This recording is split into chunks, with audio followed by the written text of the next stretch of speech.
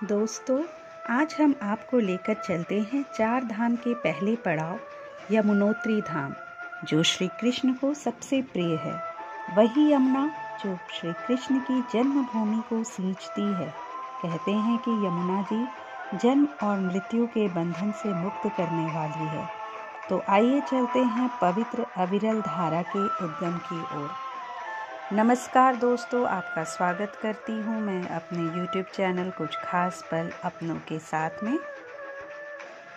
यमुना माँ को कालिंदी भी कहा जाता है। वे मृत्यु के देवता यमराज के साथ साथ न्याय के देवता शनि की भी बहन है। ऐसे में माँ यमुना के भक्त मानते हैं कि माँ के दर्शन करने से मृत्यु का भय और पाप दोनों नष्ट हो जाते हैं। तो आइए आज आपको ऐसी परम कृपालु माँ यमुना के धाम यमुनोत्री ले चलते हैं। सूर्य की पुत्री, यमराज की बहन और श्री कृष्ण की प्रियाओं में से एक यमुना माँ की महिमा अपरंपार है। माँ यमुना जिस पर प्रसन्न हो जाए उसकी अकाल मृत्यु टल जाती है। वो जन्म और जन्मांतर के पापों से मुक्त हो जाता है।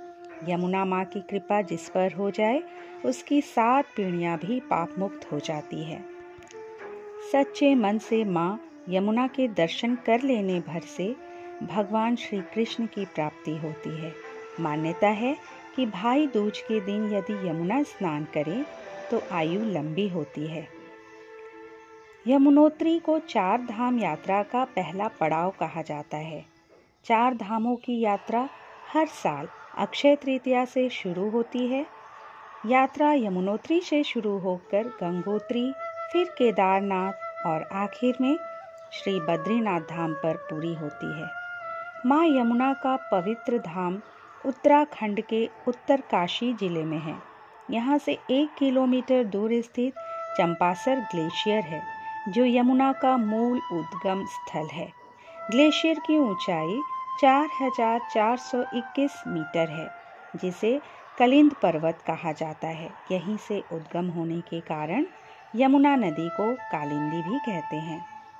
पौराणिक मान्यता के अनुसार यहाँ पर असित मुनि का आश्रम भी था और उन्होंने ही तप करके माँ यमुना को कलिंद पर्वत से प्रवाहित होने के लिए आवाहन किया था।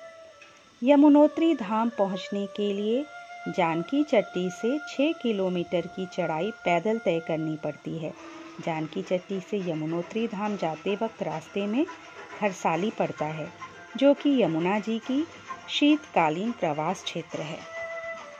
आप वहां के यमुना मंदिर में भी दर्शन कर सकते हैं। चढ़ाई पार करके आप यमुनोत्री धाम पहुंचते हैं। यमुनोत्री धाम के माँ यमुना मंदिर का निर्माण टिहरी गढ़वाल के महाराजा प्रताप शाह ने सन 1919 में करवाया था। इसके बाद जयपुर की महारानी गुलेरिया ने इस मंदिर का दोबारा निर्माण करवाया। मंदिर में भगवान यम के साथ देवी यमुना की श्याम मूर्ति स्थापित है। मंदिर के पास ही गर्म जल का स्रोत सूर्य कुंड भी है।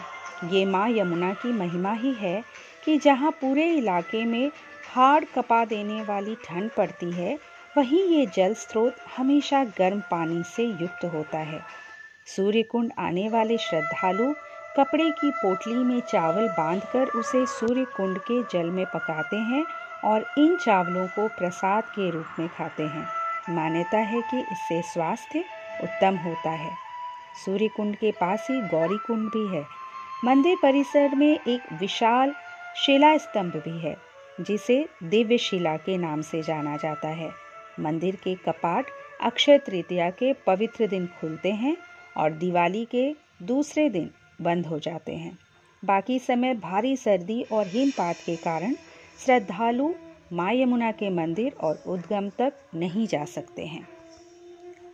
सूर्य पुत्री माँ यमुना के बारे में पुराणों में कथा है कि सूर्य की संध्या और छाया नामक 2 पत्नियां थीं। इनसे क्रमशः यमुना यम और शनिदेव प्रकट हुए। मान्यता है कि एक बार यमुना जी ने अपने भाई यम को दावत पर अपने घर बुलाया था। स्वादिष्ट भोजन से प्रसन्न होकर जब यमराज ने यमुना जी को वरदान मांगने के लिए कहा, तो परम कृपालु माँ यमुना ने वरदान मांगा कि भाई दूज के दिन जो यमुना स्नान करे उसके जन्म मृत्यु के बंधन टूट जाए। ऐसे में भाई दूज पर यमुना के दर्शन और मथुरा में स्नान करने का विशेष महत्व है। यमुना जी को श्री कृष्ण की प्रिया कहा जाता है। पुराणों में उल्लेख है कि भगवान श्री कृष्ण की 8 पटरानियों में एक प्रिय पटरानी कालिंदी ही यमुना है। वहीं जब कृष्ण भगवान किशोर थे तो उन्होंने यमुना के तट पर ही गोपियों संग रास रचाया। मान्यता है कि श्री कृष्ण लीलाओं में यमुना जी का भी विशेष स्थान था। ये माँ यमुना की महिमा ही है कि भक्त दूर दूर से उनके दर्शन करने पहुँचते हैं, यमुना पान और यमुना स्नान करते हैं। सच्चे मन से भक्ति और पूजा से माता शीघ्र प्रसन्न होती हैं। दोस्तों, यदि ये प्रयास आपको पसंद आया तो प्लीज़ इसे लाइक कर दीजिए। अगर मेरे चैनल को अब तक सब्सक्राइब नहीं किए हैं तो सब्सक्राइब कर लीजिए। अगली बार एक नए विषय के साथ आपसे फिर मिलेंगे। नमस्कार।